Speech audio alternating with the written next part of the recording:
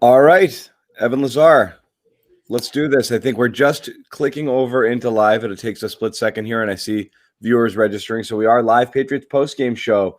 That was something. We talked about it prior to the game.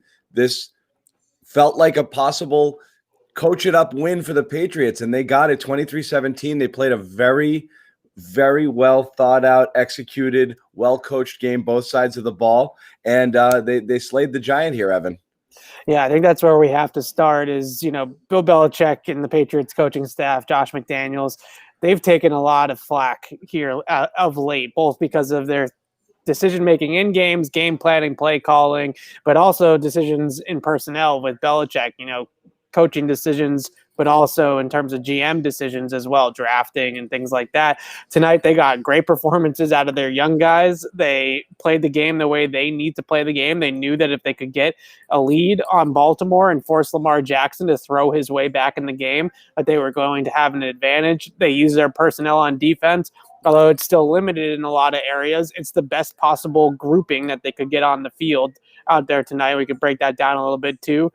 And then obviously leaning on that running game, which is an elite running game. This is not, there's no real saying how much better you can get as a running team than what the Patriots are right now. The whole world knows they're running the football.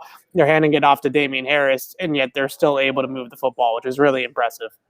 Yeah, and Evan, and again, we've talked about it basically all year. The formula to success is that is what they did tonight. Is you have to run the ball the way that they did and get those 6-7 yards early on first down. If you're going to be able to do that, get yourself into second and shorts, third and shorts that are manageable. Shrink this playbook for Cam Newton, and man, was it shrunk tonight.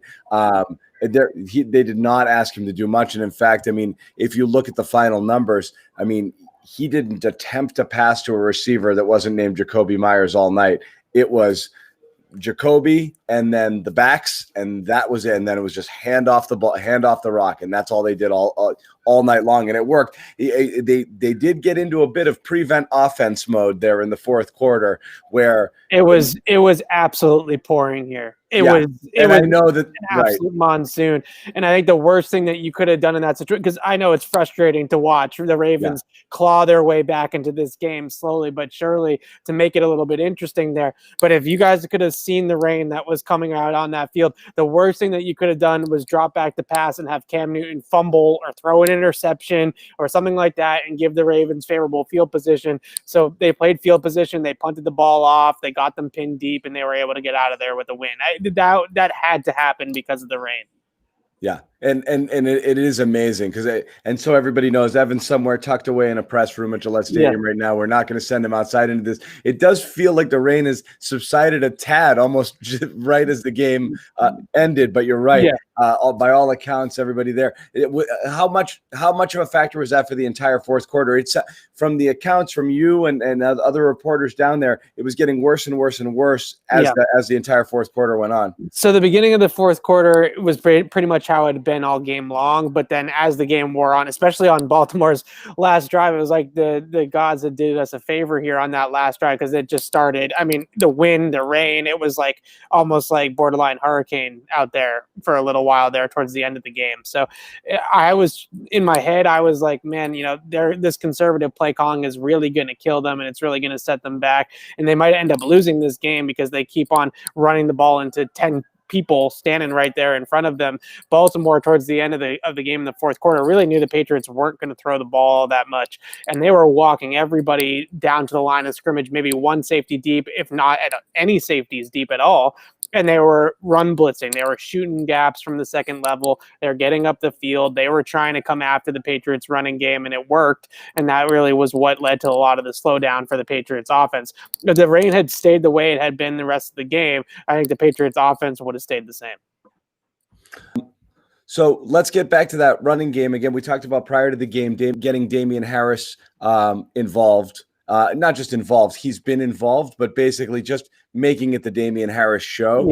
And it clearly was early. He ran with, a ton of purpose. Again, just, we've talked about him. He doesn't have that game-breaking speed, but the speed with which he hits the line of scrimmage, makes decisive cuts. It's just something that we haven't seen. And again, not to make everything one Patriots player does a referendum on another, but again, it's not.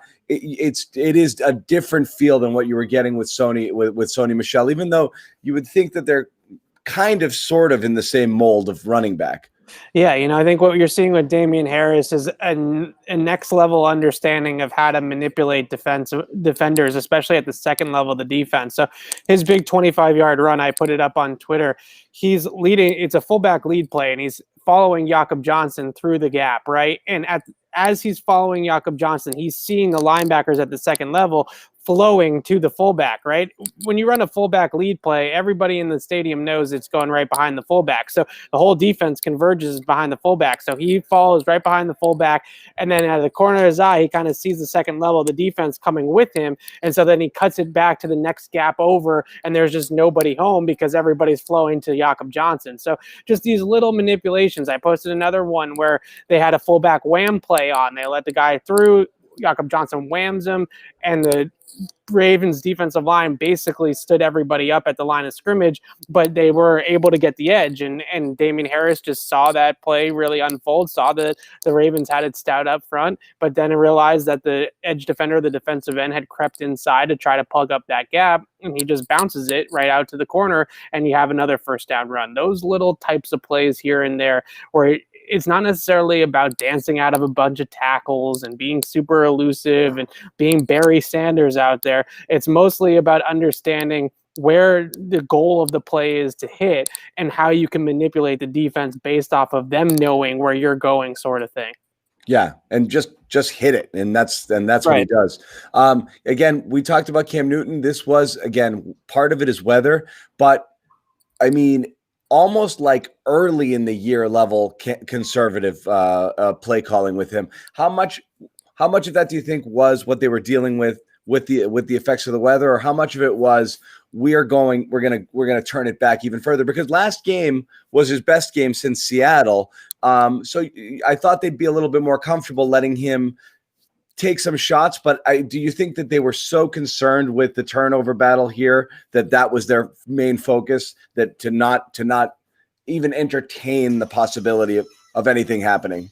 A little bit, yeah. I think it definitely was with the weather a huge factor, but I also think this Baltimore defense is a unit that wants to really come after you, right? They really want to blitz the quarterback a whole lot and put a ton of pressure on the quarterback. And I think if you get into a situation in this game, just the way the game unfolded in particular, but also just in general, if you get into a situation where Cam's dropping back to pass 30, 35 times in a game where the defense is really coming after him, they don't really have the offense to win like that, right? They don't have the playmakers on the outside that are going to create the instant separation. They don't have the continuity or the chemistry as a unit to handle the blitz like that. So why even bother, right? I think that's a big reason why you saw it's such a conservative game plan, was that they knew Baltimore was going to come after them. They knew they were going to blitz a ton. They knew that they were going to give them different pressure looks where, you're one time you're blitzing, the next time you're backing off. And instead of playing with all that and dealing with all that, just run the football and run play action and get out of here with a 23-17 win. This is exactly how you drew it up. This is how they put it up on the whiteboard on Monday. This is how they wanted it to go or I guess Tuesday, because of the Monday night game. This is exactly how Bill Belichick and the coaching staff wanted to play this game tonight. They executed the game plan perfectly.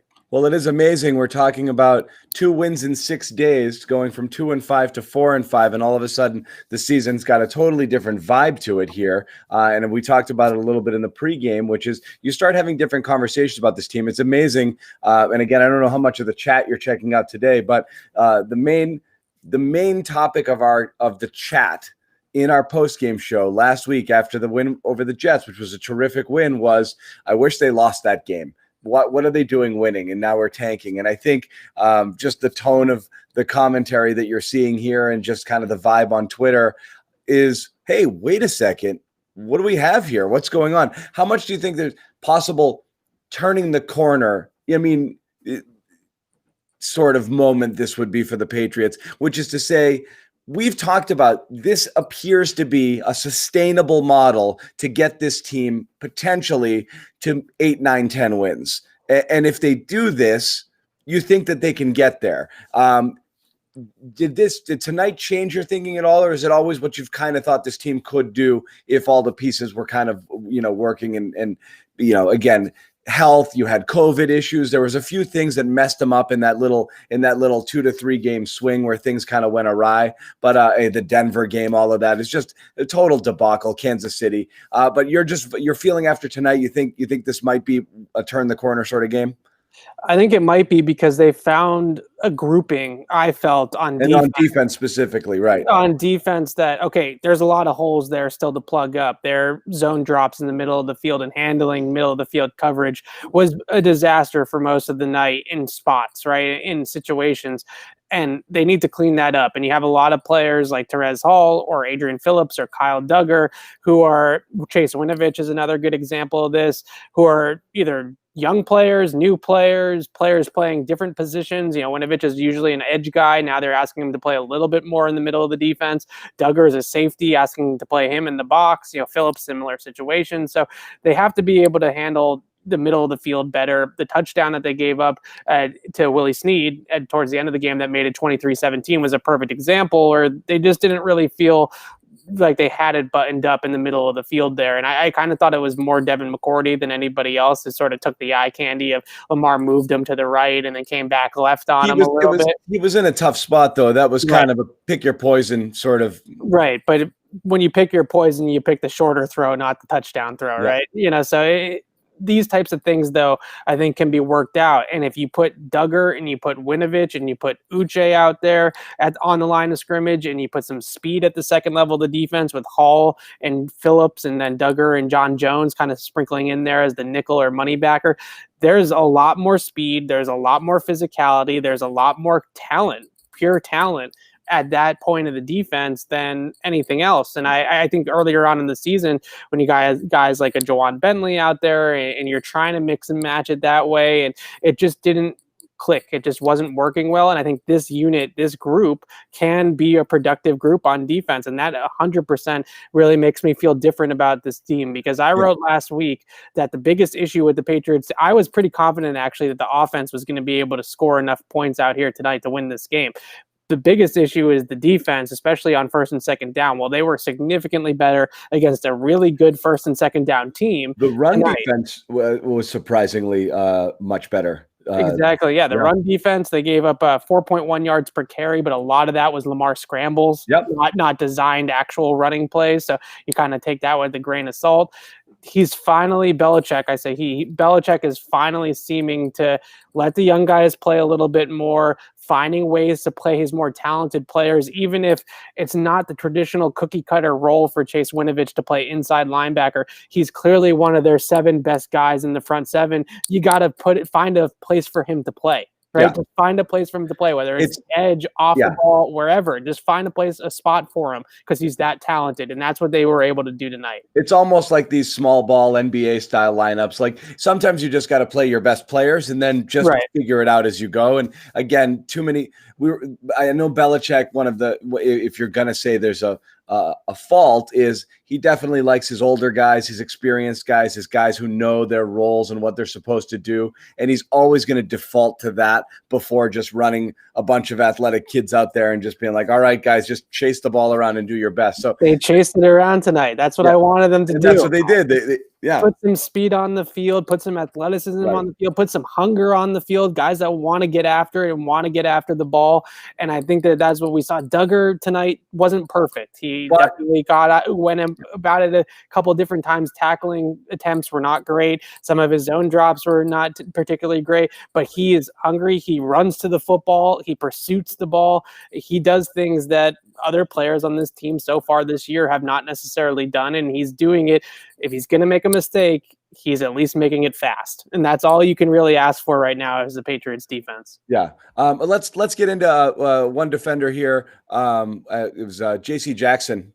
Sorry, I put up the wrong graphic here, but J.C. 5th straight game with an interception, coming off of a a so-so game, not a so-so game, a game in which he drew some criticism, rightfully so. But he was, it wasn't just the interception. He was terrific all night here. Again, kind of stepping into that number one corner role. And again, you had different guys on Hollywood Brown. Sometimes McCourty was on him, and McCourty acquitted himself nicely early in the game too, as well. So a huge bounce back game for the secondary that got eaten up a little bit last week. Yeah, so that stutter and go move from Hollywood Brown with J.C. Jackson was not having any of it, right? And I think that's such a great play of understanding the situation. And when McCourty buried him on the sideline too, as well. If J.C. Jackson, if Hollywood Brown stops that route down and catches it in front of him, there's 30 seconds left in the half. What's the worst that's going to happen? So he completes a 6-yard pass to Hollywood Brown with 20 seconds left in the second quarter. So what? So when he stutters and goes, he stays on top of the route because he knows damn well the only thing I can't do is let the ball go over my head. Right, I can let up anything in front of me and just come up, rally, and make the tackle. Right. But just don't let anything up over my head. So he sat right there on the double move. He didn't get fooled by it, and he played it absolutely perfectly. And that's the type of coverage that you really want to see. I see a lot of questions also about Terez Hall, who I wanted to get to here.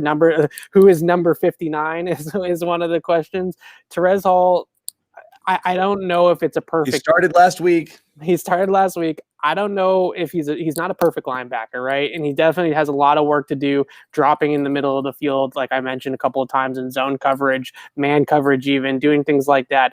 But he is a much faster and more athletic player, and he can definitely move sideline to sideline. And then when the Patriots do want to run blitz, basically what they had him do a lot last week, and I'll have to go back and watch it and see if he was doing the same thing this week, is what's called spying the gap. So basically they just say to Terez Hall, Terez, you got the A gap.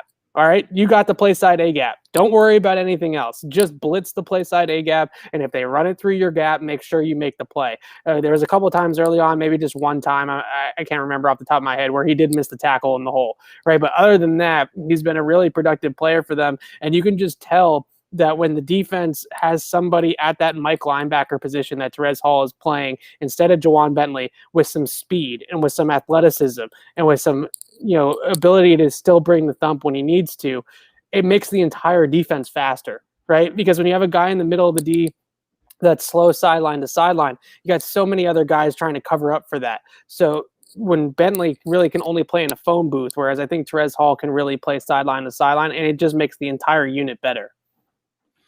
Yeah, and that made a huge difference tonight. Wanted to get back to Jakobi Meyers, obviously, in addition to being the only player who caught any balls. Well, the only receiver who caught any balls from Cam. What a freaking dime that was, huh? On that play, unbelievable. Again, this harkens back to the double toss back Amendola to Edelman in the playoffs, which is I think the most exciting game I've ever seen at Gillette Stadium in person. I've ever covered in person, and possibly the loudest I've ever heard the stadium. That game when the Patriots twice came back from 14-point deficits to beat the Ravens. But that just kind of reminiscent of that. Just McDaniels unloading the playbook. And again, we've been critical of McDaniels for doing it too much, because when they've just not been able to be creative enough on offense to manufacture yardage. But here it was a perfect call at the right play, and my goodness, what a throw.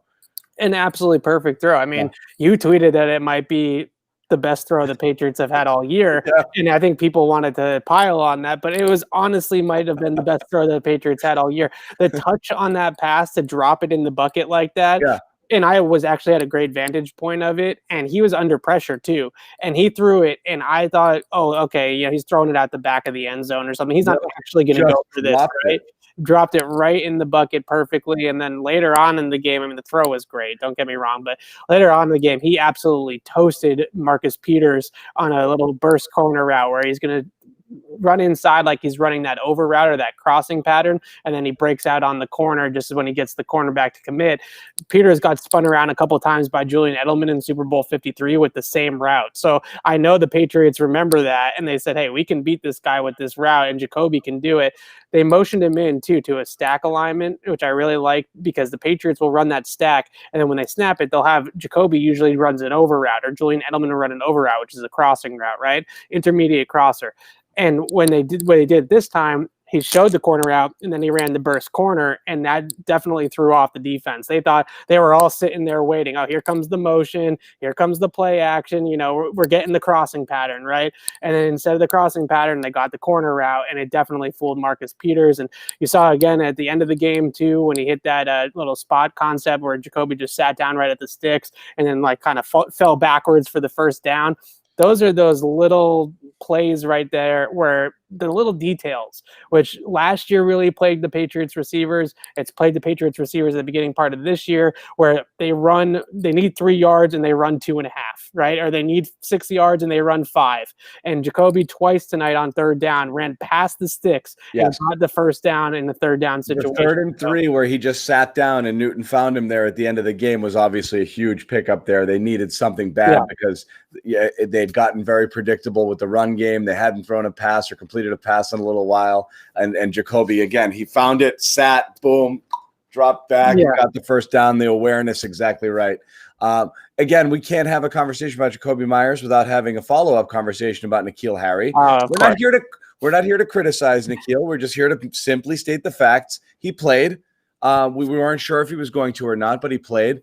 He was not targeted. He had a couple of blocks, that were important. But I don't know. Again, your vantage point there, it's tough. It's tough to see it when you're watching from home. You're at the game, Evan. Did it look like he was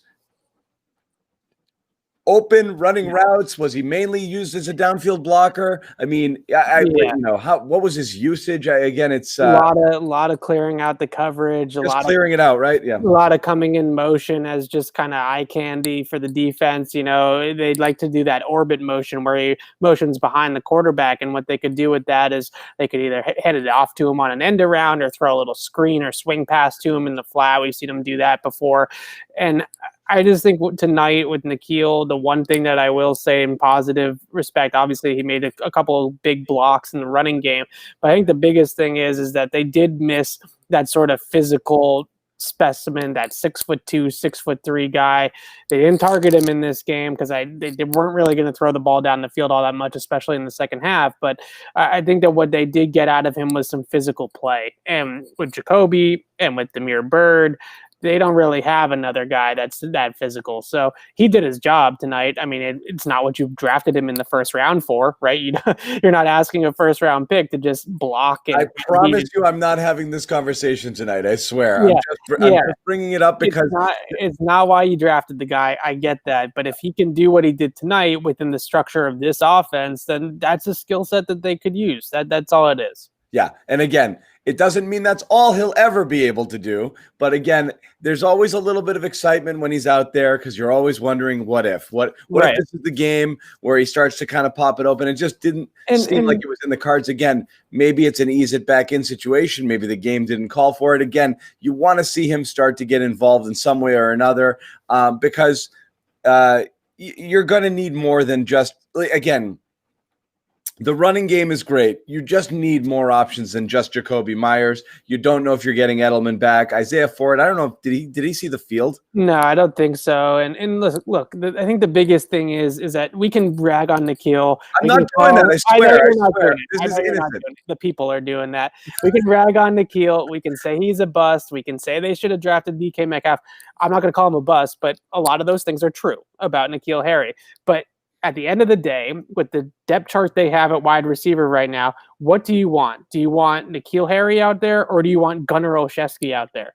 Right? When they go 11 and they go 3 wide, do you want your top 3 wide receivers to include a Gunnar Olszewski type, or do you want them not even to be able to go 3 wide because they don't have the depth there? And when they go 2 wide and they get into that 21 personnel, which they rode for most of this game, he is an effective blocker. So that's all there is to it. He's a better blocker than Gunnar.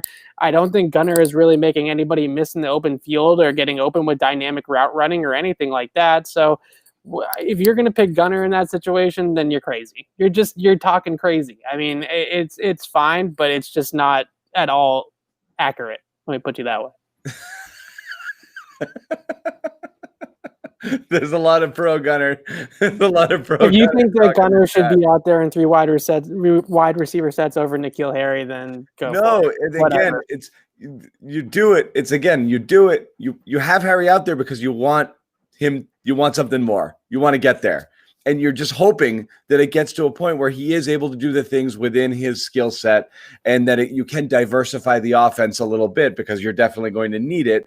And again, in addition to Harry, you're hoping and wanting those tight ends at some point or another to be able to make some sort of impact as well. It is a very limited offense, even though they did everything they needed to do tonight.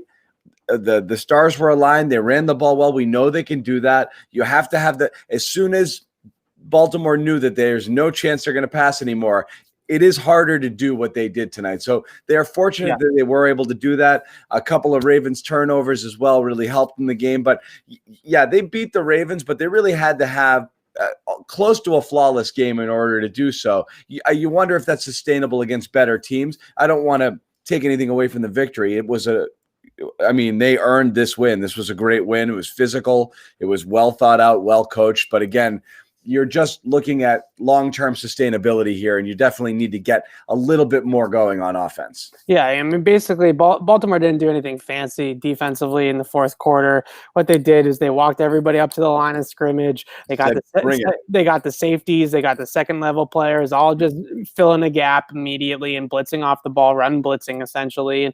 And it wasn't necessarily I'm not saying the Patriots have a downfield guy that scares them, but I think just the conditions and the way that they knew the Patriots were going to call the game, they knew the Patriots were not going to try to throw to Damiere Byrd 50 yards down the field, right? They just knew that wasn't coming. So they were able to really walk everybody up to the line of scrimmage and play that type of way.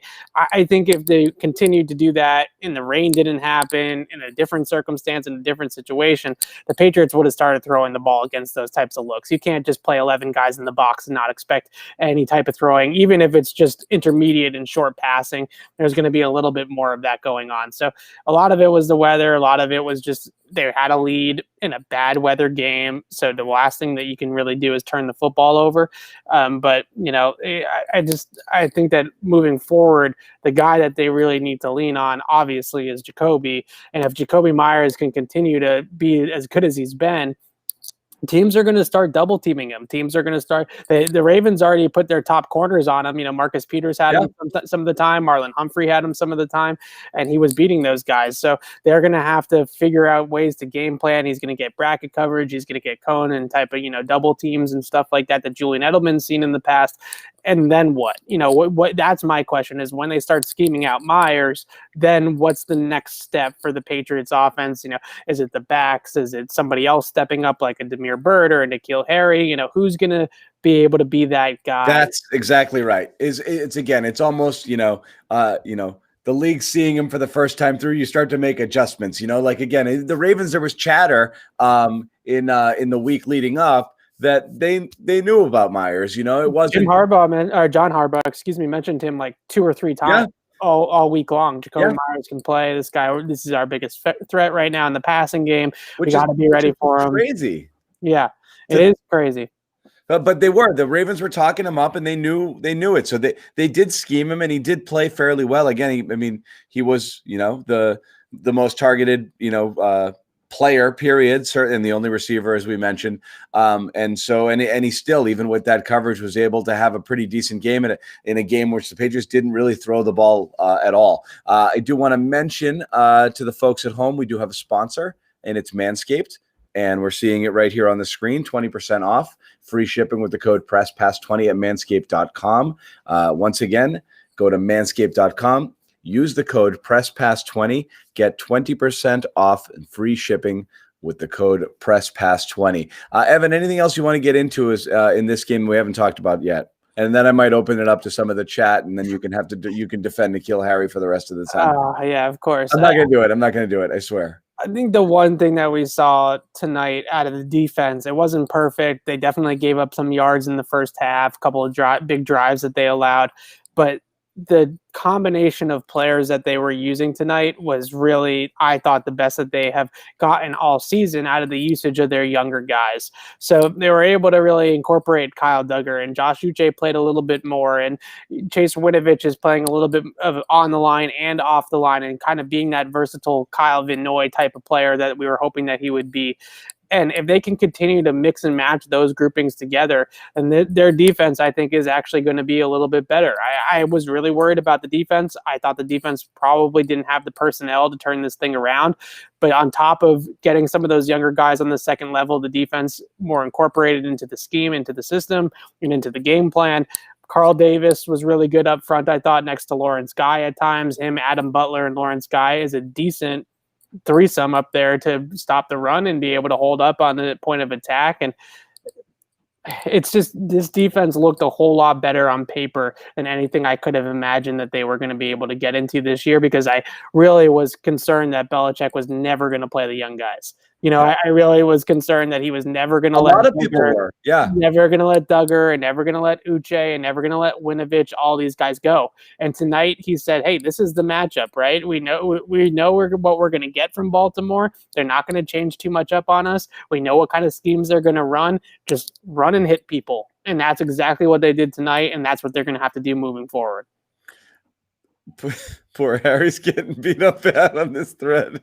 I feel so bad for him. I really do, because, I know N'Keal Harry's worked extremely hard, and listen, this isn't the Boy Scouts, right? He's not living up to his draft standing. There's other guys that were drafted behind him, DK, Terry McLaurin. We can go right on down the list that have obviously outperformed him, and it was the wrong pick. It was 110% the wrong pick. But my whole thing is let's just make sure we get the best out of N'Keal Harry that they possibly can, because he's on the team, and that's the pick that they made. They don't have DK Metcalf, so let's at least just make sure that N'Keal Harry can play the best possible. Quick look ahead to Houston. That's what they got next week, right? They got Houston. They got Houston. Houston was not impressive today. I don't think that seems like a pretty winnable game as well, for sure, for the Patriots here. And that's going to be in Houston, so the setting's going to be a bit different here. You think the Patriots will change that game plan a tad heading into there? I'm sure they'll change it, because they always change it. And that's sort of what I don't want them to get too caught up in. Right. Is every single week we hear this from Bill Belichick. Oh, why isn't Chase Winovich playing? Oh, the game plan. Why isn't Josh Uche playing? Well, he's not really a Mike linebacker, so it didn't fit the situation. So again, the game plan, right? In the sort of the situation of the whole thing. And when I look at that, I say, okay, look, in a normal year, when you have Van Noy's and Hightowers and Collinses and all these guys ahead of these younger players on the depth chart, and you can afford to kind of bring them along slowly, that's fine. But now this team needs Kyle Duggar. They need Josh Uche. They need playmaking, and they need athleticism. They need explosiveness. And that's what those are all the things that those guys gave. Kyle Duggar needs to be a regular on this defense moving forward. He needs to be an every down player. He should not come off the field unless he's hurt. So let's hope he's not hurt, right? He should not come off the field, because he's really the most productive guy that they have at running and chasing and hitting people and bringing physicality while also being able to play in space. They don't have enough guys like that, and Duggar is one of the few that they do have. One thing I want to talk about, Evan, not necessarily an X's and O thing here, but you were, again, just letting everybody know, Evan is at Gillette Stadium right now. Patriots are talking off in their break-off rooms. We're going to pop in there shortly and listen to the rest of those interviews. And Evan's got a ton more to write before it's over. But you commented on this, on the Myers pass, how everybody was flipping out on the sidelines. And it is interesting on the broadcast. You can hear the sideline. Right. Going crazy. But this game, and again, I'm following a lot of the post-game commentary coming out right now. There's a lot of we played our asses off. It's a great day to be a Patriot. We wanted to be physical. We played for each other. This game had a real kind of rallying sort of vibe to it, of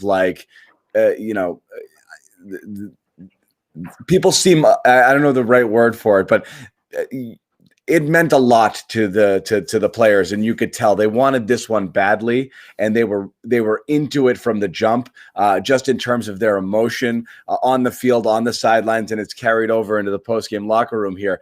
This is a big turn. I mean, it's obvious because it's the Ravens, but it's a big turning point win. Oh yeah, I mean, listen, you beat the Jets on Monday night last week. It's nice, you don't want to lose to the Jets, right? That's what we talked a lot about. Okay, nice little win. You don't want to lose to the Jets. You were able to win that game. Now you beat a real football team. You beat the Baltimore Ravens. They were 6-2 coming in. They have the reigning MVP at quarterback. They won the AFC last year in the regular season. That's a real football team that you beat tonight. That has a really good defense that you were able to move the ball pretty consistently against until the weather really came down. I mean, could potentially be a turning point win. Now, it means nothing if they lose. And it's important, Evan. I do want to point out, because you keep talking about it, it's super important to point out that they did it on the backs of the kids in many ways, and on the backs of the in the way that they had to do it, right? You knew you had to ride Damian Harris, you had to ride Jacoby Myers. Those are your players right now. Those are your and you played the younger guys on defense, and that's why it's kind of like this was their big grown up moment, for a lot of these guys. And that's who, again, I'm looking at the commentary from Winovich, JC Jackson, Myers after the game, Harris, and they're like, they are amped over this because it was their moment to show we can do this. Where Bill has put faith in us to do this, and we want to go do it. And they did it against the Ravens. So you can, I really wonder what type of carryover there's going to be off of this. And next week, Houston, that's a tough game. It's a tough matchup for the Patriots. They haven't really played Houston well in the last couple of years. Deshaun Watson, since he became the quarterback there, has really lit the Patriots up. Even a couple of years ago when Tom Brady won the game with that Brandon Cooks catch along the sideline in the corner of the end zone, Deshaun Watson, I think, put up 34 or something like that in that game and really had his way with the Patriots defense. So they got a tough matchup next week, maybe not record-wise, but on paper for them. And I think what they need to continue to do, I don't know. I don't know if this is Belichick. I don't know if it's the young players are finally just growing up and we're halfway through the season and they feel more comfortable playing some of these guys, or Belichick's stubbornness. He finally looked at it and said, I got to play the young kids and see what we have with it. I'm not sure, but they now, or he just felt he needed to be more athletic against this Ravens team. And our fear is, Evan, that he goes back to the other. He goes back to the other thing in Houston, and you're like, oh, no, you can't. And Juwan Bentley is a team captain. He has a role on this team that he can play as a first down linebacker. And Landon Roberts' role last year, right? Just play him on first down, let him stop the run. But guys like Terez Hall, guys like Duggar and Phillips in the box, they have to play more. You can't be playing Juwan Bentley 87% of the snaps anymore. You got to get some more speed and athleticism on the field. So continuously, just all year long, I think we've been really hard on the coaching staff, and rightfully so in a lot of ways, just not playing the best guys, not being creative with the personnel and getting guys on the field that deserve to be on the field, and just sort of being stubborn in their old ways of, this is our prototypical Mike linebacker, so we have to have this type of linebacker play there, so let's play Bentley because he's that type of guy. Well, now we have the ability to see that when they get more athletic, when they get younger, when they get guys that just want to run and hit and see color, you can definitely play a lot better as a defense than what we saw at the beginning part of the season.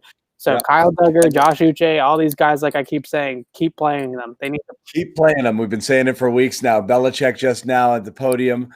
This is, I mean, again, it's hard to extract or glean much from what Belichick says, but he did say that he thinks they're headed in the right direction here, which is a compliment because it means I like what I see here. And again, if we talk about wanting to see a continuation of what we saw tonight, vis-a-vis, more of the younger players playing and putting them out there, hopefully this was, again, for Belichick, a game where he thought, we're going to try something different, and this is going to be a new direction. So we'll see what happens here. Closing thoughts again, Evan, before we wrap it up, and I'll let you go run and do all of your post-game stuff. Yeah, I talked a lot about the defense. I guess I'll just wrap it with the offense. I think since really the second half of that Buffalo game, they've slowly been kind of finding themselves offensively and finding the right mix and match of cam runs, regular runs, trick plays, not doing all that smoke and mirrors type of stuff all the time, but having just enough touch of it. And obviously discovering Jacoby Myers is actually a Julian Edelman level route runner right now is a huge kind of development in this offense's path.